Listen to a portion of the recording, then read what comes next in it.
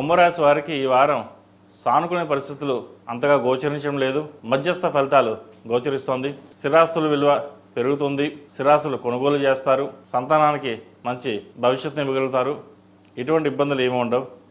అయితే ఉద్యోగరీత్యా ఆరోగ్యరీత్యా జాగ్రత్త వహించాలి. సప్తమాధిపతి అయిన రవి 6వ ఇంట బుధుడితో కలుస్తున్నారు. పంచమాధిపతి అష్టమాధిపతితో కలుస్తున్నారు. ఆరోగ్యరీత్యా కొన్ని సమస్యలు తలెత్తే అవకాశం గోచరిస్తోంది. ముఖ్యంగా హార్ట్కి సంబంధించి, లివర్కి సంబంధించి, ఇండైజెషన్, మోకాలు నొప్పులు, కీళ్ళ నొప్పులు సంబంధించి ఇబ్బందులు పెట్టే విధంగా గోచరిస్తోంది. ముఖ్యంగా నరాలకు సంబంధించిన ఇబ్బందులు అనేవి ఏర్పడతాయి.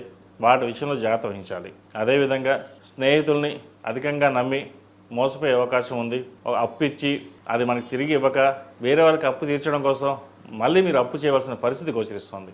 డబ్బు ఎంతున్నా ఖర్చు అయిపోతుంది, కొండలాగా కరిగిపోతుంది.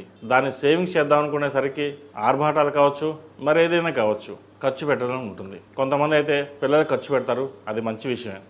కొంతమంది విలాసాలు ఖర్చు పెడతారు, వాటి విషయంలో జాగ్రత్త ఉండండి. డబ్బు అనేది సాధ్యమైనంత వరకు దాచడానికి ఉండాలి. భూమి మీద కావచ్చు, బంగారం మీద కావచ్చు.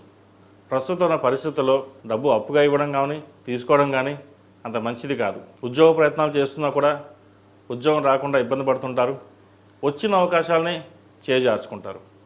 ఇది కొంతమందికి, అందరికీ కాదండి. కొంతమందికి స్టాక్ మార్కెట్ బాగుంటుంది, కొంతమందికి బాగుండదు. అది వారి వారి జాతకాన్ని బట్టి ఉంటుంది. కొంతమందికి బిజినెస్ పనికి వస్తుంది, కొంతమందికి పనికిరాదు. మీ విషయంలో భాగస్వామ్య వ్యాపారాలు కలిసి రాదు. మీరు సొంతంగా పెట్టుకునే ఏ వ్యాపారం అయినా సరే కలిసి వస్తుంది. అయితే వ్యాపారం ఏం చేద్దాం అనుకుంటే జాతకరీత్యా ఏదైతే బాగుంటుందో చూసి చేసుకోవడం అనేది చెప్పదగినది. అదేవిధంగా విద్యార్థులకు కాలం అనుకూలంగానే ఉంది.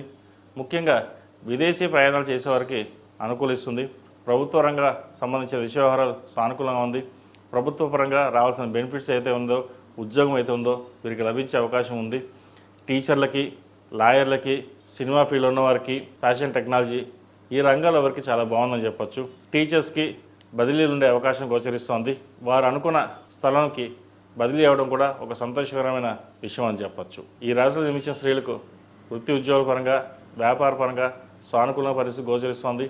వ్యాపార అభివృద్ధి చక్కగా ఉంటుంది. అభివృద్ధిని చక్కగా చేయగలుగుతారు. నలుగురిలో పేరు ప్రఖ్యాతలు తెచ్చుకోగలుగుతారు. ఏదైనా కష్టే ఫలి అన్నట్టుగా మీకు కష్టం తగిన ప్రతిఫలం లభిస్తుంది. సంతాన విషయంలో ఎటువంటి ఇబ్బంది లేదు. సంతానానికి మంచి సంబంధం కుదురుతుంది. ఎప్పటి నుంచో సంబంధం కోసం ఎదురు చూస్తున్న వారికి మంచి సంబంధం కుదురుతుంది.